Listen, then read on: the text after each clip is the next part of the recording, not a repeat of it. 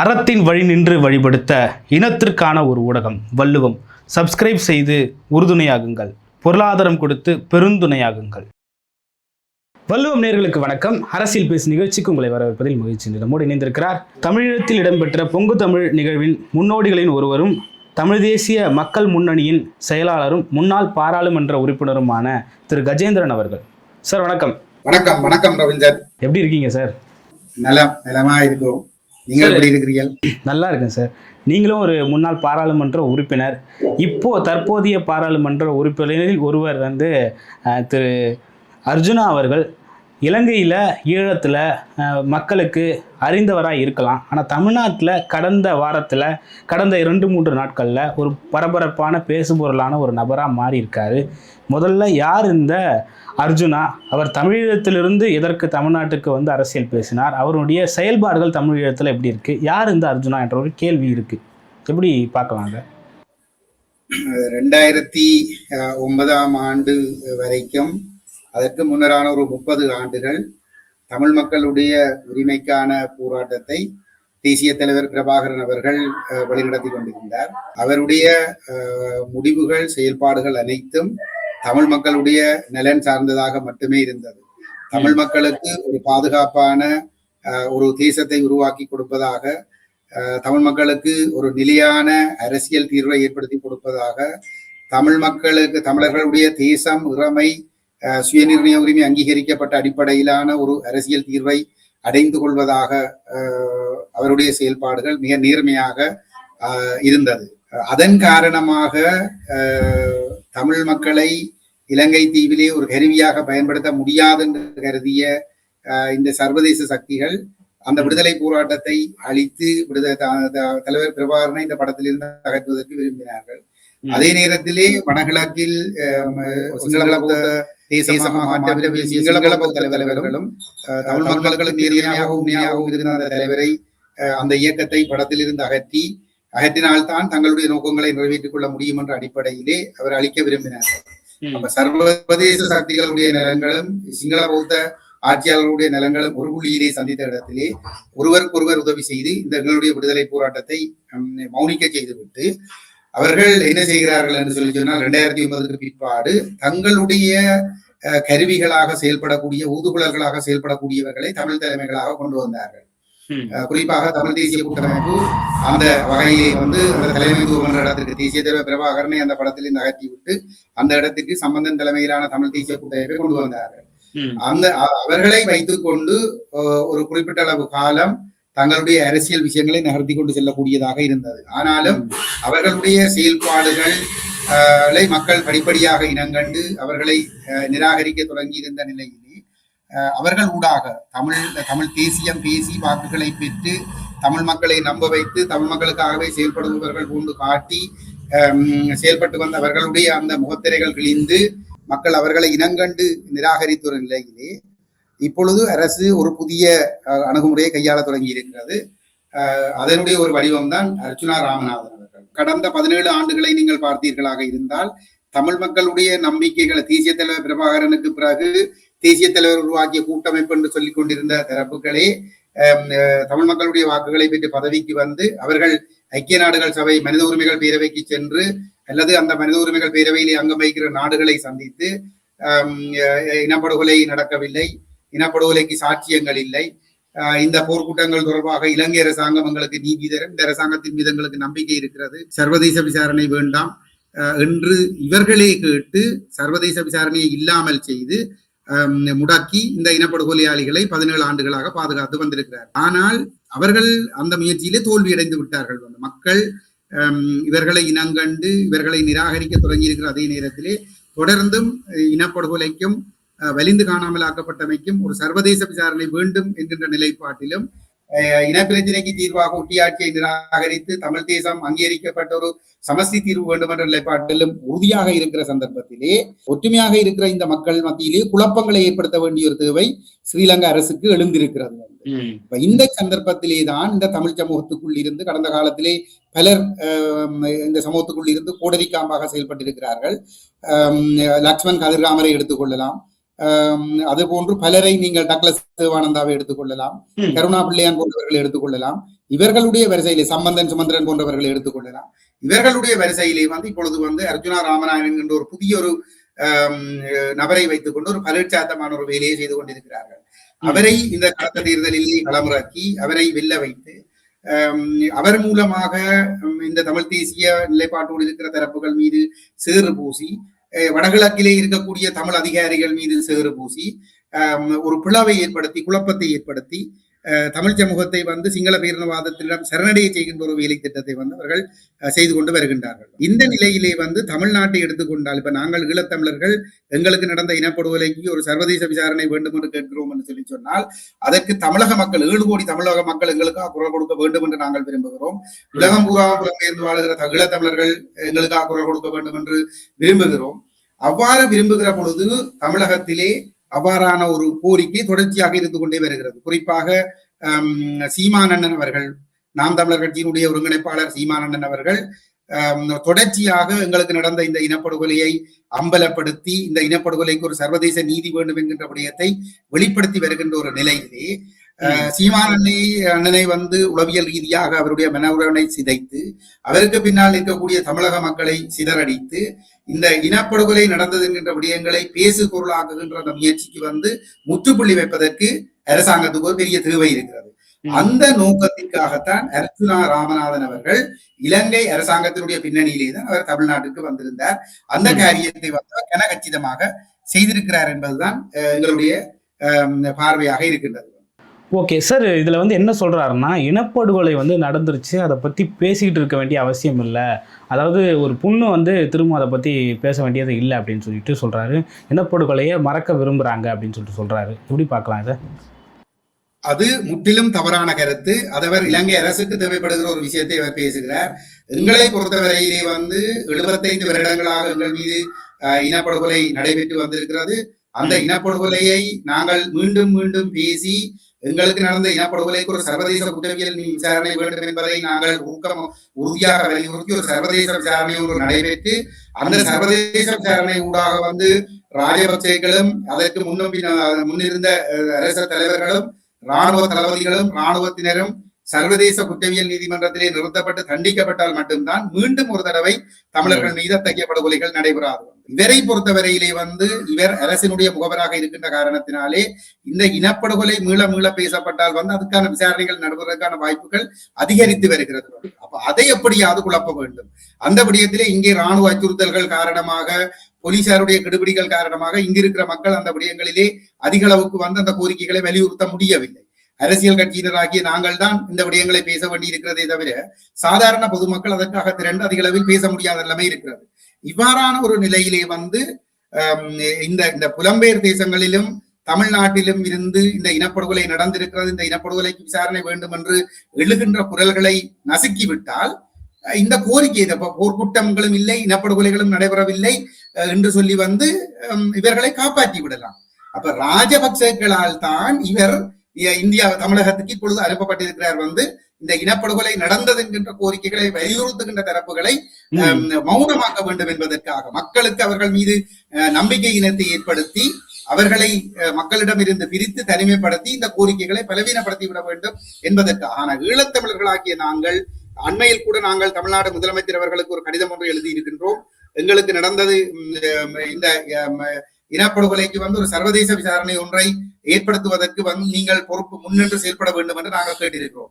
நாங்கள் சீமானண்ணன் அவர்களிடமும் ஏனைய தமிழ்நாடு அரசியல் கட்சிகளிடம், அது திராவிட முன்னேற்ற கழகமாக இருக்கலாம் அல்லது அதிமுகவாக இருக்கலாம் அல்லது ஏனைய அரசியல் விடுதலை சிறுத்தைகள் கட்சியாக இருக்கலாம் அல்லது வந்து பாட்டாளி மக்கள் கட்சியாக இருக்கலாம், சகல கட்சிகளிடம் நாங்கள் கேட்கின்ற விடயம் என்னவென்று சொல்லி சொன்னால் எங்கள் மீது நடந்த இனப்படுகொலைக்கு ஒரு சர்வதேச விசாரணை நடத்தப்பட வேண்டும். அந்த சர்வதேச விசாரணையானது வந்து ஒரு சர்வதேச குற்றவியல் நீதிமன்றம் ஊடாகவோ அல்லது சர்வதேச நீதிமன்றம் ஊடாகவோ நடத்தப்பட வேண்டும். அந்த சர்வதேச நீதிமன்றம் ஊடாக நடைபெறுவதாக இருந்தால் ஏதாவது ஒரு நாடு அந்த சர்வதேச நீதிமன்றத்துக்கு விடயத்தை கொண்டு செல்ல வேண்டும். அந்த விடயத்தை வந்து இந்திய அரசு முன்னெடுத்து கொண்டு செல்வதற்கான அழுத்தத்தை தமிழ்நாடு அரசு கொடுக்க வேண்டும். அப்ப தமிழ்நாட்டில் இருக்கக்கூடிய தமிழ் கட்சிகள் தமிழ்நாடு அரசு ஊடாகவோ அல்லது நேரடியாகவோ மத்திக்கு நெருக்கடியை கொடுத்து இந்திய மத்திய அரசு இலங்கையை சர்வதேச நீதிமன்றத்துக்கு கொண்டு செல்வதற்கான அழுத்தத்தை கொடுக்க வேண்டும். அல்லது சர்வதேச குற்றவியல் நீதிமன்றத்துக்கு கொண்டு செல்வதற்கான அழுத்தத்தை கொடுக்க வேண்டும். இந்த விடயத்திலே சீமானண்ணன் அவர்கள் மிக தீவிரமாக இருக்கிறார். உண்மையில் சொல்ல போனால் தமிழ்நாட்டிலே சீமானண்ணன் அவர்கள் நடத்துகிற இந்த எழுச்சி என்பது தாயகத்தில் இருக்கிற மக்களுக்கு ஒரு புத்துணர்ச்சியை கொடுக்கிறது. நான் இங்கே என்ற அடிப்படையிலே நான் சொல்கிறேன். ஆகவே அது புலம்பெயர் தமிழர்களுக்கும் அந்த உற்சாகத்தை கொடுக்கிறது.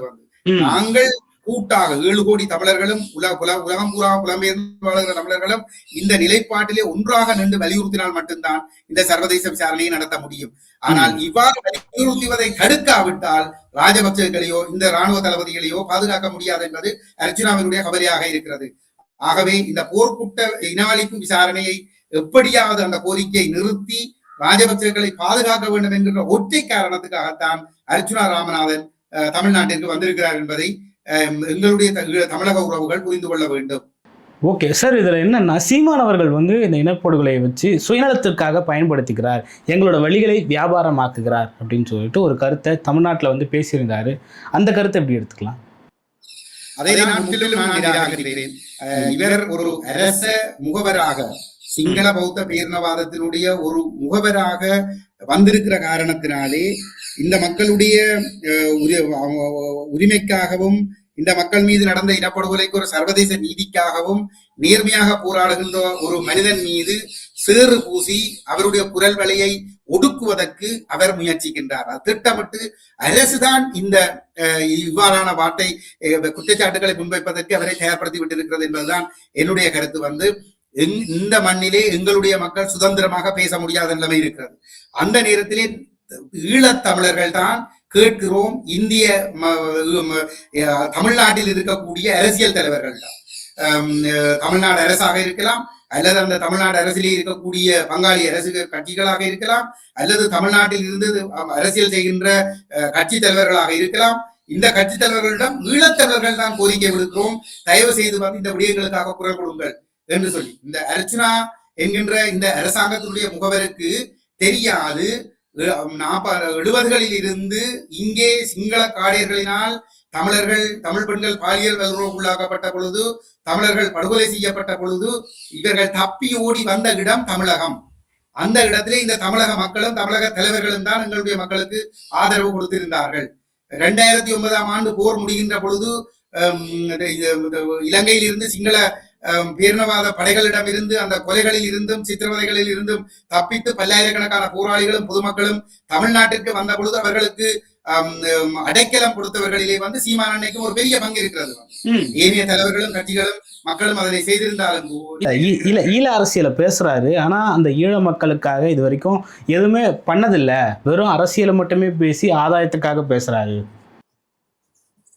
என்னை பொறுத்தவரை ஒரு பொழுதும் சீமானண்ணன் தன்னுடைய அரசியல் லாபத்துக்காக செயல்படுவதாக நான் சொல்ல மாட்டேன். எங்களுடைய கோரிக்கையின் அடிப்படையில் சீமானண்ணன் எங்களால் இங்கிருக்க மக்கக்கூடிய மக்களால் பேச முடியாத ஒரு விடயத்தை துணிந்து தொடர்ச்சியாக பேசி வருகின்றார். அந்த வகையிலே நாங்கள் தொடர்ந்தும் அவரிடம் எதிர்பார்க்கின்றோம், இந்த பணியை அவர் நிறுத்திவிடக் கூடாது. இலங்கை அரசாங்கத்தினுடைய முகவர், அரசாங்கத்தினால் தயார்படுத்தப்பட்டு அனுப்பப்பட்டிருக்கக்கூடிய ஒரு முகவருடைய இந்த பேச்சுக்களை காரணமாக கொண்டு நீங்கள் சோர்வடைந்து ஒதுங்கிவிடக் கூடாது என்பது எங்களுடைய ஒரு தாழ்மையான வேண்டுகோள். இதுல இலங்கை அரசனோட முகவரா இருந்தாலும் தமிழ் மக்களுடைய பிரதிநிதி தானே சார், அவரும் ஒரு ஈழத்தமிழர் தானே. இந்த குலத்தை கெடுக்கும் கோடரி காம்பு சொல்லி தமிழர்களிடம் ஒரு பழமொழி இருக்கிறது, உங்களுக்கு தெரியும் தானே? குலத்துக்கும் கோடரி காம்பு என்று சொல்லி சொன்னால் தன்னினத்தை அழிப்பதற்கு துணை போகிற அந்த கோடாரி பிடி, அது போன்றவர் தான் ராமநாதன். அது தமிழ் சமூகத்துக்குள் இருந்து பதவிகள், பணங்கள் மற்றும் பல்வேறுபட்ட வக்கிர மனப்பான்மை உள்ளவர்களை உலகில் எல்லா உளவுத்துறைகளும் எல்லா ஏகாதிபத்தியவாதிகளும் இவ்வாறானவர்களை ஒவ்வொரு சமூகங்களுக்குள் இருந்து இனங்கண்டு அவர்களை பயன்படுத்துவது வளமை. அப்படிப்பட்ட ஒரு மிகவும் வக்கிர குணம் கொண்ட ஒரு சமூக விரோதி, ஒரு தேச துரோகி தான் அர்ச்சுனா ராமநாதன் என்பது என்னுடைய கருத்து. அண்மையிலே அவருடைய சொந்த கிராமத்திலே யாழ்ப்பாணம் மாவட்டத்திலே சண்டிலிப்பாய் பிரதேச செயலாளர் பிரிவிலே விளான் என்கின்ற இடத்திலே ஒரு பெண்ணுடன் ஒரு காணி தகராட்டிலே தன்னுடைய தனிப்பட்ட பாதுகாப்பிற்காக வழங்கப்பட்ட துப்பாக்கியை எடுத்து அந்த பெண்ணை நோக்கி சுடுவன் போடி வெளியே என்று சொல்லி அச்சுறுத்திய கொலை மிரட்டல் விடுத்த ஒரு காட்சியை நீங்கள் பார்த்திருப்பீர்கள். இந்த மனநிலை எதை வெளிப்படுத்துகிறது? இந்த 35 ஆண்டுகால போராட்டத்திலே எதிரிகள் கூட ஒரு விடுதலை போராளியை பார்த்து சொன்னது கிடையாது சாதாரண பொதுமக்களை துப்பாக்கி முனையில் புலிகள் அச்சுறுத்தினார்கள் என்று சொல்லி அந்த விடுதலை போராட்ட மரபிலேயே இருந்திருக்க முடியாத ஒரு விடயம். இவர் தேசிய தலைவருடைய பெயரையும் அந்த போராட்டத்தினுடைய பெயரையும் வார்த்தைக்கு 100 தரம் உச்சரித்துக் கொண்டு இன்று சிங்கள பேரினவாதத்தினுடைய செல்ல பிள்ளையாக இருந்து கொண்டு அவர் அவ்வாறான அதுவும் என்ன இன்னொருவருடைய காணியை அடாத்தாக கைப்பற்றுவதற்காக அந்த பெண்ணை அச்சுறுத்தி வெளியேற்றிய ஒரு சம்பவம் நடைபெற்றிருக்கிறது. அந்த சம்பவம் நடைபெற்ற பிறகு துப்பாக்கியை காட்டி மிரட்டியதற்காக கைது செய்யப்பட்டிருக்க வேண்டிய அர்ஜுனா ராமநாதன் கைது செய்யப்பட்டிருக்கவில்லை.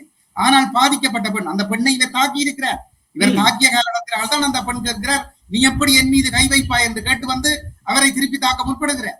அப்படிப்பட்ட ஒரு சந்தர்ப்பத்திலே இளவாலை போலீசார் அர்ஜுனாவை கைது செய்யாமல் அந்த பெண்ணை கைது செய்திருக்கிறார்கள் என்று சொல்லி சொன்னால் எவ்வளவு தூரம் இவர் இந்த சிங்கள ஆட்சியாளர்களுடைய செல்ல பிள்ளையாக இருக்கிறார் என்பதனை நீங்கள் எல்லோரும் தெளிவாக புரிந்து கொள்ளக்கூடியதாக இருக்கும். அது மட்டுமல்ல, கடந்த 25ஆம் ஆண்டிலே ஜனவரி மாதம் 31ஆம் தேதி இந்த அனுரகுமார சேனாயக்க ஜனாதிபதியாக பதவியேற்று 3வது மாதம் அவர் யாழ்ப்பாணத்திற்கு வருகிறார். யாழ்ப்பாணத்திலே யாழ்ப்பாணம் மாவட்ட செயலகத்திலே ஒரு ஒருங்கிணைப்பு குழு கூட்டம் அவருடைய ஜனாதிபதி தலைமையிலே நடைபெறுகிறது. அப்ப இங்கே கிட்டத்தட்ட 6000க்கும் மேற்பட்ட ஏக்கர் நிலங்கள் இராணுவத்தினருடைய ஆக்கிரமிப்பிலே இருக்கின்றது.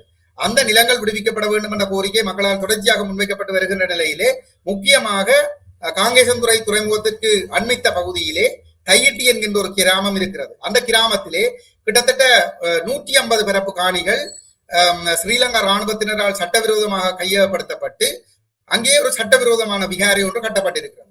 அந்த விகாரை அகற்றப்பட்டு காணிகள் விடுவிக்கப்பட வேண்டும் என்ற கோரிக்கை அந்த காணி உரிமையாளர்களாலே கடந்த பல வருடங்களாக வலியுறுத்தப்பட்டு வருகிறது. இந்த வகையிலே கடந்த 2023ஆம் ஆண்டு மே மாதத்தில் இருந்து அந்த விகாரை அகற்றப்பட்டு காணிகள் விடுவிக்கப்பட வேண்டும் என்ற கோரிக்கையோடு கஜேந்திரகுமார் பொன்னம்பல தலைமையிலான எங்களுடைய கட்சி அந்த மக்களோடு நின்று போராடி வருகிறது. வீதியிலே நின்று கிட்டத்தட்ட 23 மே என்று சொன்னால் இன்று 3 வருடங்களாக நாங்கள் போராடி வருகின்றோம். இவ்வாறு போராடி வருகின்ற நிலையிலே ஜனாதிபதி அனுரகுமார சேனாயக்க தேர்தல் காலத்திலே சொல்லியிருந்த மக்களுடைய காணிகள் மக்களுக்கு கையளிப்போம் என்று சொல்லி இந்த விகாரைகள் கட்டப்பட்டது எல்லாம் கடந்த முன்னிருந்த ஆட்சியாளர்களின் இனவாத செயல்பாடு. நாங்கள் இனவாதத்துக்கு இடமளிக்க மாட்டோம், நாங்கள் காணிகளை விடுவிப்போம் என்று சொல்லித்தான் பதவிக்கு வந்திருந்தார்.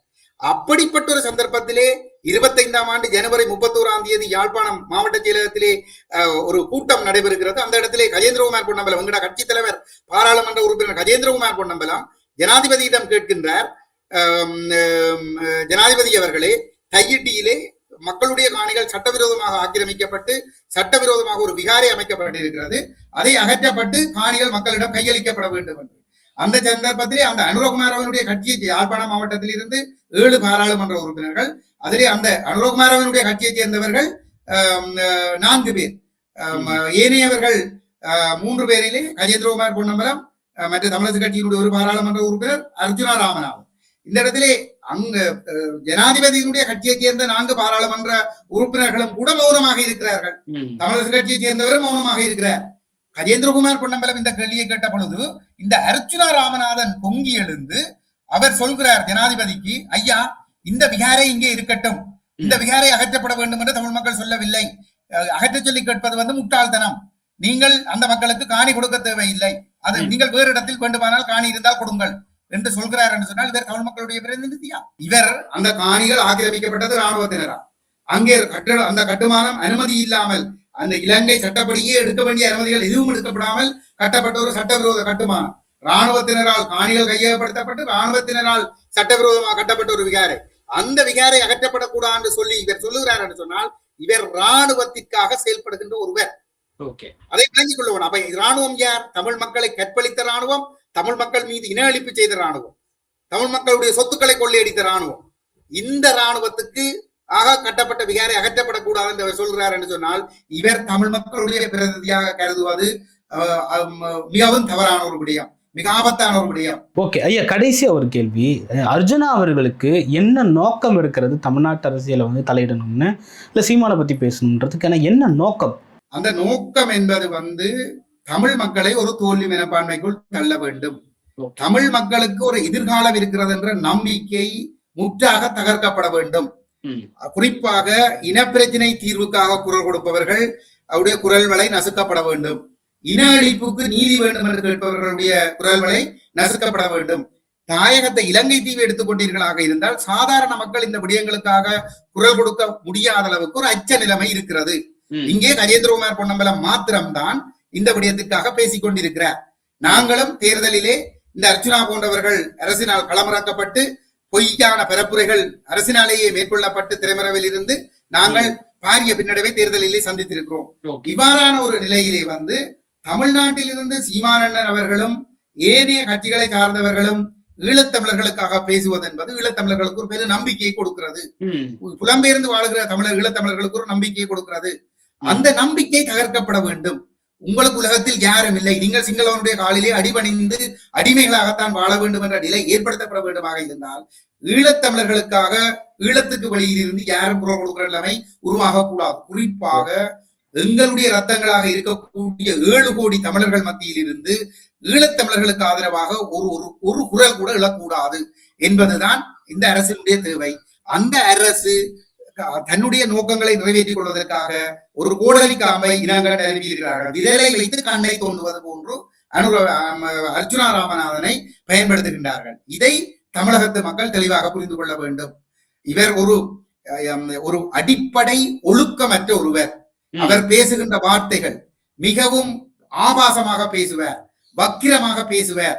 ஒரு சமூக விரோதமாக இளைஞர்களை வந்து வன்முறைக்கு தூண்டுகிற விதமாகத்தான் அவருடைய கருத்துக்கள் அமைந்திருக்கும். ஒரு தடவை புலம்பெயர் தமிழர்களை பார்த்து சொன்னார், அடே நீங்கள் உங்களுக்கு புள்ளிகள் பிறந்திருக்குன்னு சொன்னால் பக்கத்து வீட்டுக்காரனுக்கு நன்றி சொல்ல கூடாதுன்னு சொல்லிவாங்க. இதெல்லாம் ஒரு சாதாரண மனிதன் பொதுவெளியில கதைக்கக்கூடிய கதையா? அப்ப சமூகத்துக்குள்ள பிறழ்வுகளை ஒரு பிறழ்வான நடத்தையே ஊக்குவிக்கிற ஒருத்தர் இன்றைக்கு பாராளுமன்றத்துல பேசுறார். சீமான சுடுவனாம், நீ யாழ்ப்பாணத்துல சுட்டிருப்பார் அவர் வந்து. இந்த கதையை கேட்டுக்கொண்டு வந்து சிங்கள பாராளுமன்றத்தில அந்த சபாநாயகரும் அந்த அமைச்சர்களும் வந்து மௌனமாக இருக்கிறார்கள் என்று சொன்னால் அவர்கள் தான் இவரை ஊக்குவிக்கிறார்கள். ஒரு சுடுவன், ஒரு கொலை செய்வர் என்ற ஒரு வன்முறையை ஊக்குவிக்க சார்ந்த ஒரு கருத்தை ஒரு பாராளுமன்ற உறுப்பினர் சொல்கிறார் என்று சொன்னால் அந்த பாராளுமன்ற உறுப்பினரை உடனடியாக பாராளுமன்றத்தில் இருந்து ஆக குறைந்த ஒரு நாளைக்கு நம்ம வந்து ஒருக்காற்று நடவடிக்கையாக வெளியேற்றாமல் வந்து அந்த சபை பார்த்துக் கொண்டிருக்கிறது என்று சொல்லி சொன்னால் இவரை இந்த அரசு, இந்த ஆட்சியாளர்கள் ஊக்குவிக்கிறார்கள். இந்த செய்தி நான் தமிழக மக்களுக்கு சாதாரணமாக சொல்லவில்லை, குறிப்பாக இடதுசாரி கட்சிகளாக இருக்கக்கூடிய தமிழகத்தில் இருக்கக்கூடிய தலைவர்களுக்கும் அந்த இடதுசாரி கட்சிகளை ஆதரிக்கின்ற மக்களுக்கும் நான் சொல்லிக் கொள்ள விரும்புகிற விடயம், அனுரகுமார திசாநாயக்கவோ அவருடைய அரசோ ஒரு இடதுசாரி சிந்தனை உடையவர்கள் அல்ல. அவர்கள் ஒரு மிக கொடூரமான ஒரு முதலாளித்துவவாதிகளை விட கொடூரமான சிந்தனை உடையவர்கள். அவர்கள் ஒடுக்கப்பட்ட சமூகத்துக்குள் இருந்து ஒரு அரசியல், ஒரு பாராளுமன்ற உறுப்பினர் இவ்வளவு மோசமாக நடக்கிற பொழுது வந்து அவரை ஊக்குவிக்கிற விதமாகத்தான் அவர்கள் செயற்பட்டுக் கொண்டிருக்கிறார்கள். அப்ப இதை புரிந்து கொண்டால் எங்களுக்கு ஒரு சுயாட்சி வேண்டும் என்கின்ற தார்மீக நியாயத்தை இந்த தமிழ்நாட்டில் இருக்கக்கூடிய இடதுசாரி தலைவர்கள் ஏற்றுக்கொள்வார்கள் என்று நான் நம்புகிறேன். லண்டனில் இருந்து ஈழத்தமிழர் நிமலன் அவர்கள். சார் வணக்கம். வணக்கம் ஐயா, அனைவருக்கும் வணக்கம்.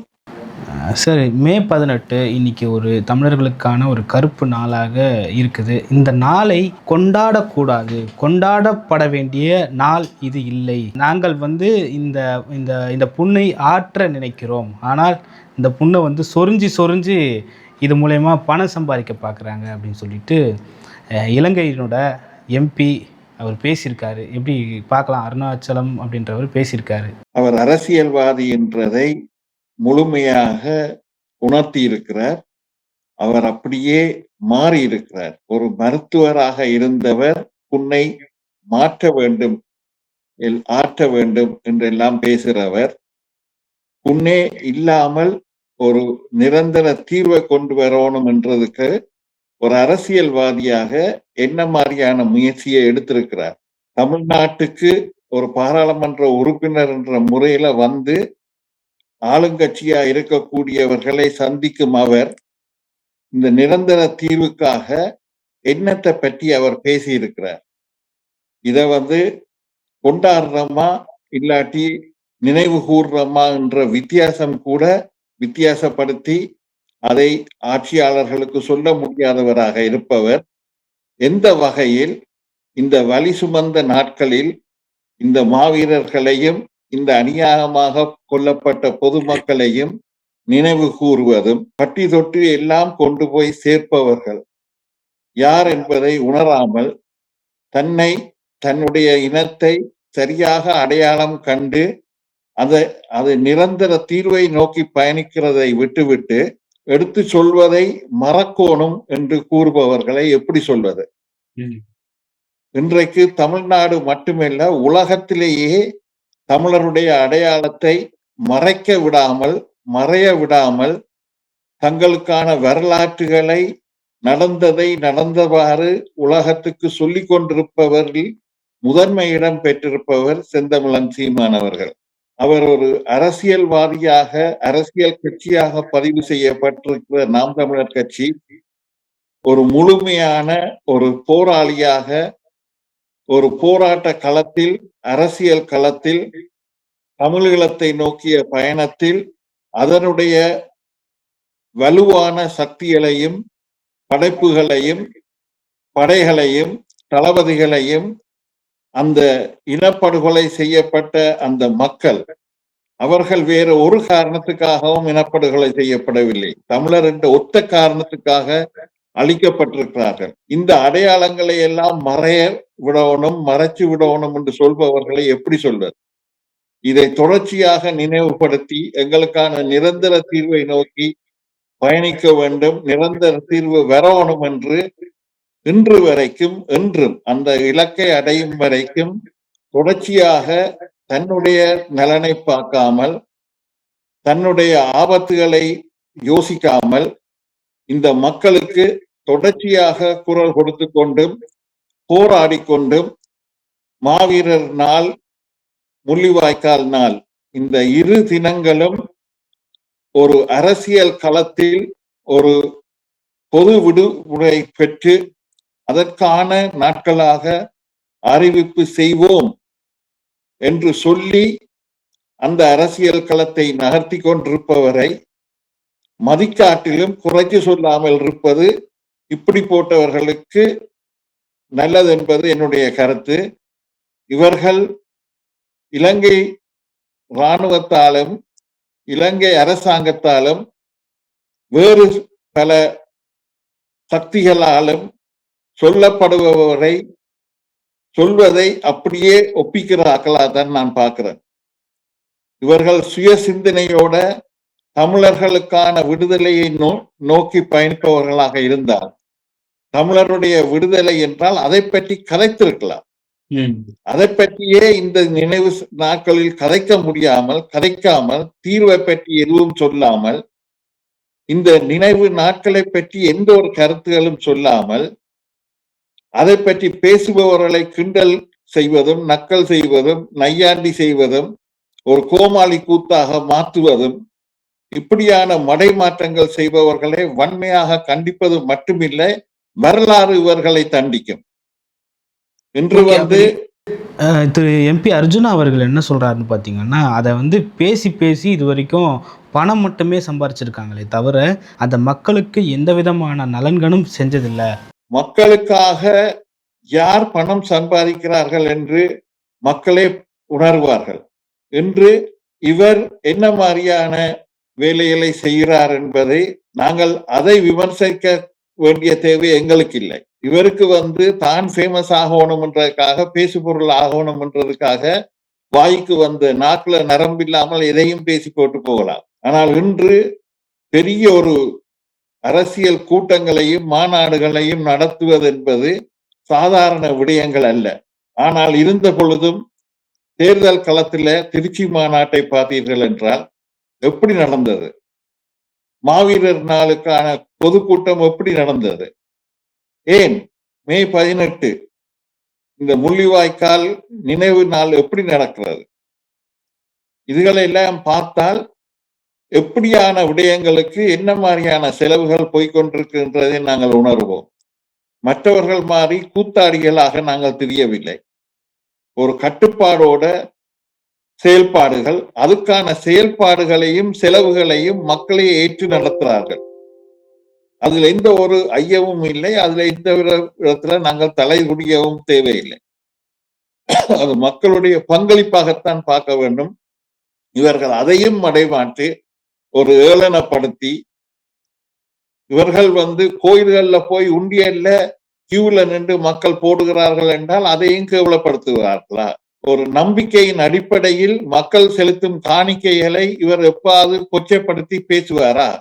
ஒரு இனத்துக்காக உயிர்களையே கொடுத்து தியாகங்களை செய்த மறவர்களையும் இன அழிப்புக்குட்பட்ட மக்களையும் அவர்களை நினைவு செய்து அவர்களுக்கான அந்த வரலாறுகளை தொடர்ச்சியாக சொல்லி மறக்க விடாமல் அந்த அவர்கள் எதற்காக அந்த கனவை நனவாக்குவதற்கு அந்த இலக்கை நோக்கி பயணிப்பவர்களை இப்படித்தான் இவர் கேவலப்படுத்துவாரா? அவர் சிங்களத்திலே இன்னமும் கலைச்சு போட்டு போகலாம், ஆனா தமிழ்ல கதை கேட்க மக்களுக்கு அது விளங்கும் என்றதை அவர் உணரணும். தமிழ் மக்களுக்கு அவர் என்ன சொல்கிறார் என்றதை புரியணும். இவர் இலங்கையின் கவசமாக இருந்து கொண்டு இலங்கை பாராளுமன்றத்துல கதைக்கிறார் என்றதுக்காக என்னவும் கதைக்கலாம் என்று யோசிக்க கூடாது. இல்லாட்டி ஆக்கிரமிப்பாளர்களுடைய கவசம் தன்னை சுற்றவரை இருக்கின்ற தைரியத்தில் என்னவும் கதைக்கலாம் என்று யோசிக்க கூடாது. இல்லை, எங்களுக்காக உயிர் கொடுத்தவர்கள் திருப்பி மீண்டு வந்து போராட்டம் நடத்த மாட்டார்கள் என்பதற்காக என்னவும் கதைக்கலாம் என்று பேசக்கூடாது. இங்கு நாங்கள் இருக்கிறது ஒரே ஒரு வழிதான், ஜனநாயக வழி. அறிவு சார்ந்து நாங்கள் செயல்பட்டு சட்டத்துக்குட்பட்டு அனைத்து குரல்களையும் ஓங்கி ஒழிக்க பண்றதும் ஒவ்வொரு பட்டி தொட்டியாக மக்களிடம் கொண்டு போய் உண்மை நிலவரத்தை சொல்வதும் தான். இதுக்கு குறுக்க மறுக்க ஓடும் பேசுபவர்களை நாங்கள் என்னென்று சொல்வது?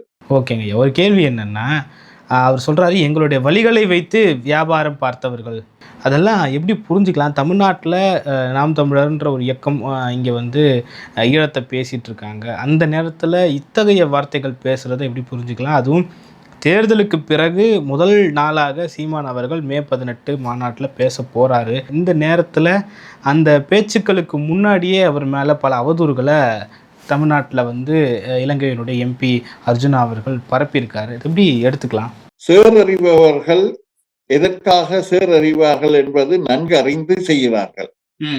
அவர்கள் தங்களுடைய கவசம் என்ன என்பதை நன்கு உணர்ந்து செய்கிறார்கள். ஆளும் வர்க்கமும் இராணுவமும் உளவும் சேர்ந்து இவருக்கு சொல்லப்பட்டதை சொல்லி செய்கிறார். என்னை பொறுத்தவரையில இவர் ஒரு கூலியாத்தான் செயல்படுகிறார். தமிழர்களுடைய பிரதிநிதியாக எந்த ஒரு இடத்திலையும் இவர் செயல்படுத்தே இல்லை. இவர் தமிழர்களுடைய பிரதிநிதியாக செயல்படுவாராக இருந்தால் இன்றைக்கு இந்த காலகட்டத்தில் அவர் சொல்ல வேண்டிய வேலை, தமிழர்களுடைய இனப்படுகொலைக்கு காரணமானவர்கள் இன்னும் தண்டிக்கப்படவில்லை, இந்த காரணத்துக்கான நோக்கம் இன்னும் நிறைவேறாமல், இந்த தமிழர்களுக்கு விடிவு, நிரந்தர தீர்வு, இதை பற்றி எதையுமே பேசாமல் இவர் ஆடு நனையுது என்று ஓனாய் அழுகுதாம் என்ற மாதிரி இவர் வந்து எங்களுடைய பிரச்சனையை எடுத்து கதைப்பவர்களுக்கு ஒரு சேரறிகிற முயற்சியாகத்தான் இதை பார்க்கிறோம். இங்க யாருமே வந்து கோடீஸ்வரராக இருந்து கொட்டி கொடுக்கவில்லை.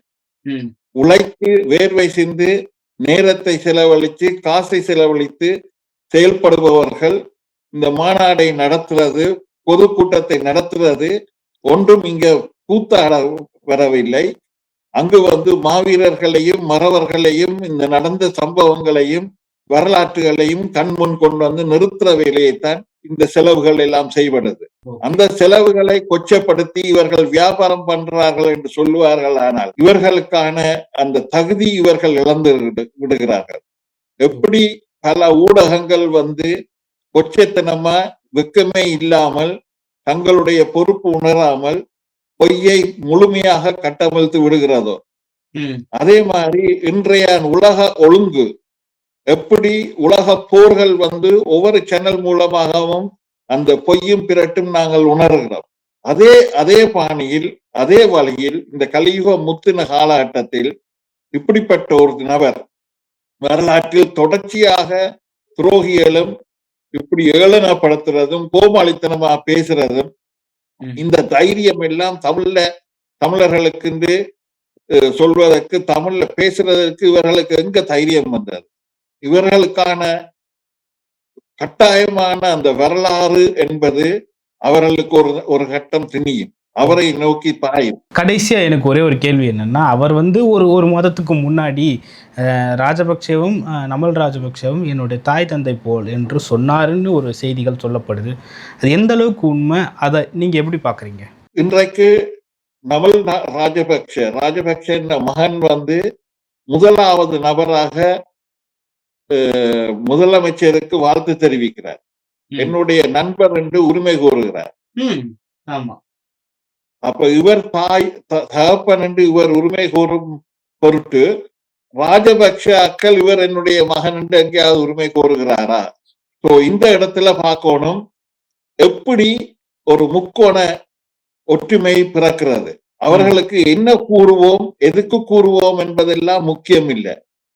ஆனா ஓடுற இதுல குட்டையில மீன் பிடிக்கணும், குழப்பி விட்டுறணும். மக்களை குழப்பி சந்தர்ப்பத்தை பயன்படுத்தி அவர்கள் எப்படியான பொய்யையும் சொல்வார்கள், எப்படியான விடயங்களையும் செய்வார்கள். இவர்கள் தமிழீழ கனவையும் தமிழருடைய தமிழ் தேசிய பற்றையும் தமிழன் என்ற அந்த உணர்வையும் எங்களுக்கான இடத்தை எப்படியும் அழித்து விட வேண்டும். திராவிடம் அழிந்தது என்பது உண்மை, அழிக்கப்பட்டது உண்மை. இந்த தேர்தல் மூலமாக நிரூபிக்கப்பட்ட ஒரு முக்கியமான நல்ல விடயம் மாற்று அரசியல் என்பது கொண்டு வரப்பட்டிருக்கிறது. அந்த மாற்று அரசு கோர்ப்பரேட் அரசியலாக மாறி இருக்கும் இந்த காலகட்டத்தில் அந்த மாற்றம் என்பது தமிழ் தேசியத்தை நோக்கி தமிழர் நலன் சார்ந்து இருக்க வேண்டும் என்று சீமானன் முழுமையாக போராடி கொண்டிருக்கிறார். அதே நேரத்தில் உண்மைகளை மறைக்காமல், எங்களுக்கான உரிமைகளை விட்டு கொடுக்காமல் அதை உரத்து சொல்லிக்கொண்டே அதை செய்ய பார்க்கிறார். அதுக்கு இடையில அது எங்க எப்படி தமிழக புதிய முதலமைச்சர் சீமானோட சொல்லுக்கு கட்டுப்பட்டு விடுவாரோ என்ற அந்த ஐயத்தின் வெளிப்பாடுதான் அவசரமாக இந்த சேரறிதலும் இப்படியான தமிழர்களுக்கு எதிரான செயல்பாடுகளை செய்வதும் ஏவிவிடப்படுவதும் இலங்கையிலிருந்து ஸ்ரீலங்கா அரசாங்கம், ஸ்ரீலங்கா இராணுவம், உளவுகள் இப்படியான ஒரு பின்னி பிணைந்த ஒரு சாம்பாரா இருக்கிற பிரச்சனையை கூழாக்குற வேலையை செய்து கொண்டிருக்கிறார்கள். இந்த கூழ் முட்டை எறியப்பட வேண்டியவர்கள். ஓகேங்க, ஓகே. பல்வேறு கருத்துக்களை பகிர்ந்து கொண்டீங்க. மற்றும் ஒரு காலம் சந்திக்கும். நன்றிங்க. நன்றி. நாங்கள் தமிழர்கள் என்ற ஒரே காரணத்துக்காக அழிக்கப்பட்ட இனம். 50,000 மாவீரர்கள் விதைக்கப்பட்டு அத்திவாரம் போடப்பட்டு விட்டது. இந்த தமிழீழம் என்ற இந்த கனவு நனவாகிறதுக்கு அனைவரும் சேர்ந்து பாடுபடுவோம். நாம் தமிழர், நாமே தமிழர். தமிழரின் தலைவிதி தமிழரின் கையில், தமிழரின் தாகம் தமிழர் தாயகம். நன்றி, வணக்கம்.